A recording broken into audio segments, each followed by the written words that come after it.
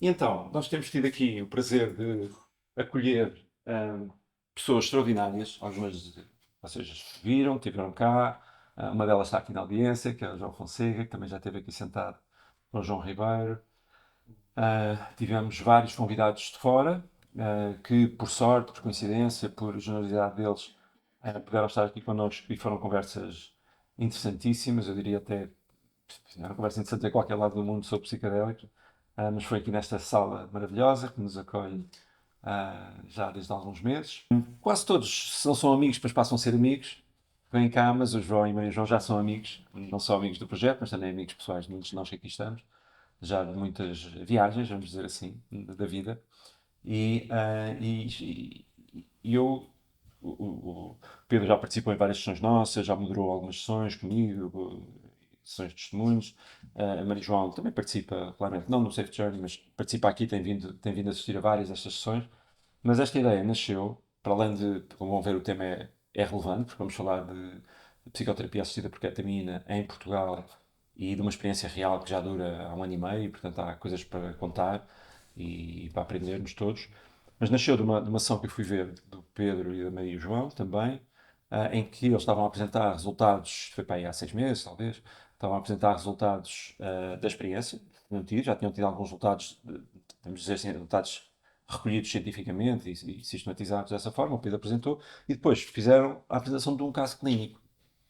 Os resultados foram muito interessantes e o Pedro com certeza vai dar uns toquinhos sobre isso hoje, até porque está a escrever, segundo sei, está a escrever num artigo científico ou, ou por um relatório científico, não sei exatamente qual é que vai ser os resultados dessa experiência, com os participantes portugueses, mas também fiquei interessado e curioso e achei que era muito relevante podermos falar em público na altura, do caso clínico, ou dois, já não sei, um ou dois, um só um, que a Maria João apresentou, sobretudo a Maria João, o Pedro também estava, e sentir o que é que, sentir na pele, não na minha pele, mas em real, digamos assim, o que foi o percurso desta pessoa, ao longo das 5, 6 sessões de ketamina que houve e as correspondentes sessões de psicoterapia, e não há nada como sentir, para além da nossa própria transformação, perceber bem como é que a transformação, sobretudo a nível psicológico, se vai processando ao longo de um processo psicoterapêutico como este. Isso chamou-me a atenção, achei que era muito rico para quem está a começar a pensar neste assunto, que seja como observador, seja como potencial cliente ou utente. Um, Foi um retrato muito real e para mim também muito comovente quase, porque as transformações as razões das transformações e os próprios processos enfim, todo o processo, eu sou um bocado viciado em processos de transformação psicológica. Deem-me alguém a mudar que eu fico feliz. Um, e quando se percebe o que é que está por trás, para mim é muito rico, de muitas formas, que eu não vou agora falar. Pronto, e foi isso que me levou a pensar, ok, temos que ter lá o Pedro e Maria João para falarem também disto e que estas ideias fiquem disponíveis também para o público. Um, Vamos fazer também uma coisa nova, que é não vamos ter moderador nem entrevistador. Eles vão se entrevistar um ao outro. Ok? Pareceu-me mais eficaz e mais insightful porque eles sabem bem o que é mais relevante e acho que vai ser interessante assim. Mas depois vamos ter, como sempre, isto durará o tempo que a gente achar, não sei, 45 minutos, uma hora. Mas depois temos sempre meia horinha ou o que for necessário para interagirmos. Se quisermos, se não quisermos, vamos interagir informalmente aí à volta da mesa. A Maria João Matos Silva é psicóloga clínica e psicoterapeuta didata pela Sociedade Portuguesa de Psicoterapias Breves. É especialista tanto em psicologia clínica como em psicoterapia, que são duas das especialidades que agora a Ordem dos Psicólogos acolhe. É assistente principal no LS, na Unidade Local de Saúde de São José e no Hospital de Júlio de Matos. E na consulta de psicoterapia assistida por ketamina, esta que vamos falar hoje, e também trabalha nos centros de atendimento a toxicodependentes. Portanto, tem experiência para além enfim, dos utilizadores de ketamina, dos utilizadores de drogas de ketamina, tem experiência com os utilizadores de drogas de outro tipo. E eu digo drogas de propósito, porque acho que a gente deve falar mais vezes em droga sem ter aquela conotação. Isso é importante, acho eu, para destigmatizar a própria palavra, que enfim, se calhar nunca se vai livrar da má fama, mas de facto é assim que é. O Pedro Castro Rodrigues é médico psiquiatra, coordenador da unidade de pressão resistente do Hospital Júlio de Matos, onde faz esta psicoterapia, onde coordena esta consulta de psicoterapia assistida por ketamina, que é no SNS, e há duas consultas de psicoterapia assistida por ketamina no SNS, uma no Beatriz Ângelo e esta no Júlio de Matos. Não sei se irão aparecer mais, é possível que apareçam mais, já devem estar aí a ser imaginadas. É também diretor do Departamento de Saúde Mental da Clínica Hugo Madeira, onde utiliza o mesmo modelo, mas no setor privado. E também é um investigador. Aliás, foi assim que nós nos conhecemos no início, falar também da investigação que fazíamos. O Pedro tem estado ligado como investigador associado ao Centro de Investigação em Psicodélicos do Imperial College em Londres, um dos principais centros desta área no mundo. Aliás, é coautor de um artigo que saiu agora há muito pouco tempo, muito interessante nesta área, com todos os autores que importam do Imperial e não só, relembra-me? Esse artigo. Sim, só o título, só para... De mecanismos explicativos Exato, das terapias com psicodélicos, mais focado na neuroimagem. Neuroimagem, exatamente. Mas pronto, é um artigo importante e vamos ouvir falar mais dele. E também faz parte da direção da SPACE, que vocês também conhecem, a Sociedade Portuguesa de Aplicação Clínica de Psicodélicos. Aqui temos de psicodélicos, não sei se eles já mudaram, se não. Na prática é psicodélico. O SPACE não ficava muito bem. E também é professor auxiliar na Medical School, portanto, os pergaminhos não faltam e os outros pergaminhos que a gente conhece estão cá presentes também. Muito obrigado por terem vindo e somos todos ouvidos. E se for necessário alguma coisa, eu também, pronto, se eu tiver. Vamos por aqui, vamos por aqui. Obrigado. Obrigada. Então, começo eu.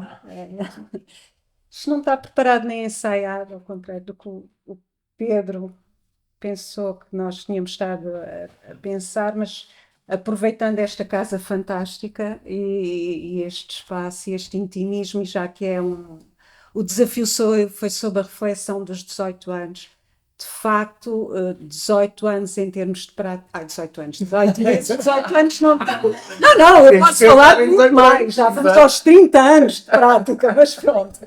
18 meses, mas na realidade a história começou um bocadinho antes, no pensar-se e no pensar um modelo e um protocolo. E se quer E são 18 meses que parecem 18 anos. E também. Não, agora estava a aceitar. Não é? Estavas a aceitar a coisa.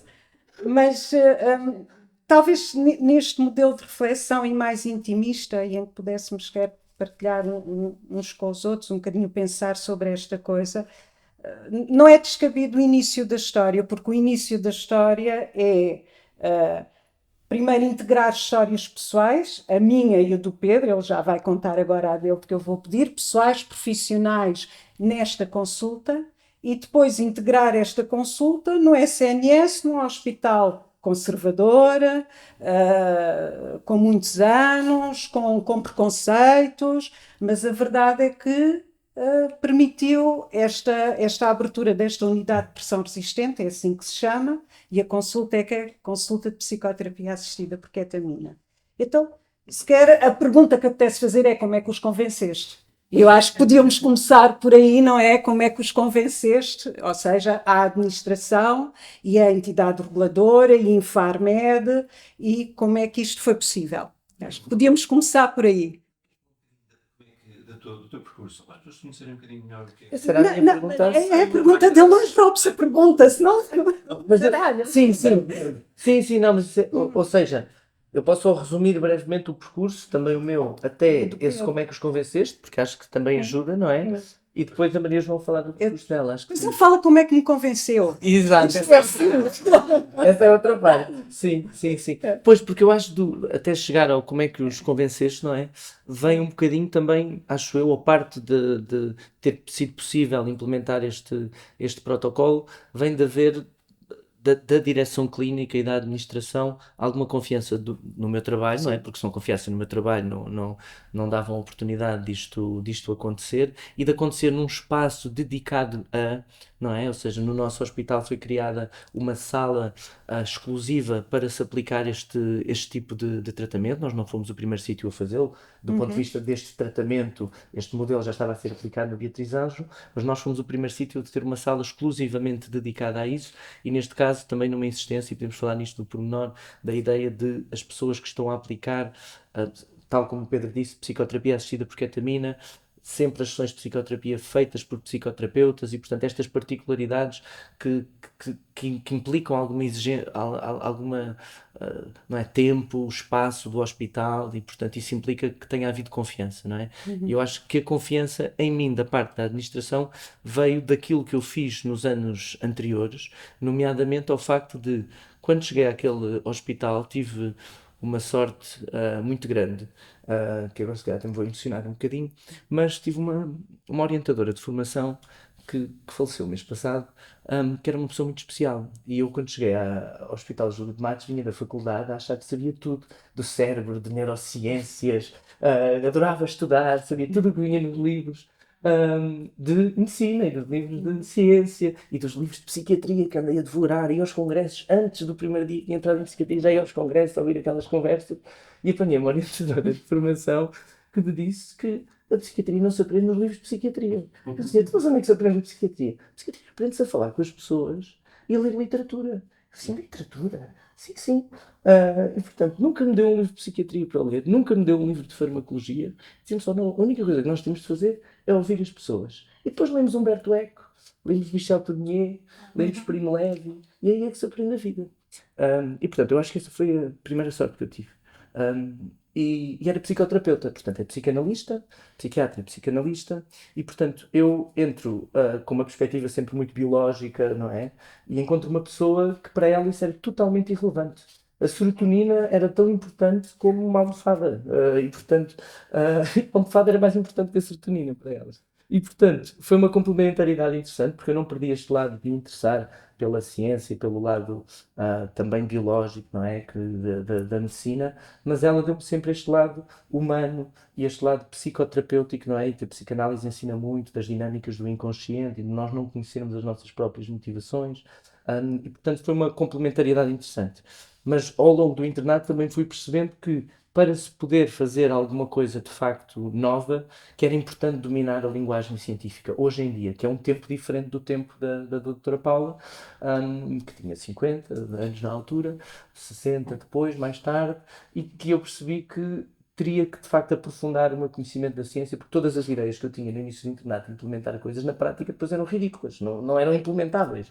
E, portanto, por isso é que depois acabei por ir para a Fundação Champalimau, decidi fazer um doutoramento com o Albin Maia, e foi esta conjugação, penso eu, de ter, por um lado, alguém que me ensinava o lado humano, o lado relacional, o lado psicoterapêutico, se quisermos, com depois também me ter dedicado a aprender como é que se faz ciência e como é que, de facto, se pode produzir conhecimento à luz daquilo que são as características, não é, hoje em dia, da sociedade e da medicina. E, portanto, foi no fim do meu doutoramento que foi um doutoramento em neurociências e, portanto, em mecanismos computacionais, matemáticos, do funcionamento do cérebro, etc., que eu comecei a pensar um bocadinho, então, e agora com isto, o que é que eu vou fazer, não é? O que é que na prática se pode fazer aqui de interessante e de novo? E é aí que na altura eu tinha uma namorada, que eu tinha na altura, que não tem nada a ver com medicina, nem nada a ver com psicoterapia, e que um dia me diz assim, vou fazer um curso sobre sonhos. O que é que tu sabes sobre sonhos? Eu assim, olha, o que é que eu sei sobre sonhos? Não sei assim tanto sobre sonhos. Sei umas coisas do Freud e tal. E então pus-me a ler sobre sonhos. Sonhos é interessantíssimo. Não leio nada sobre sonhos há anos.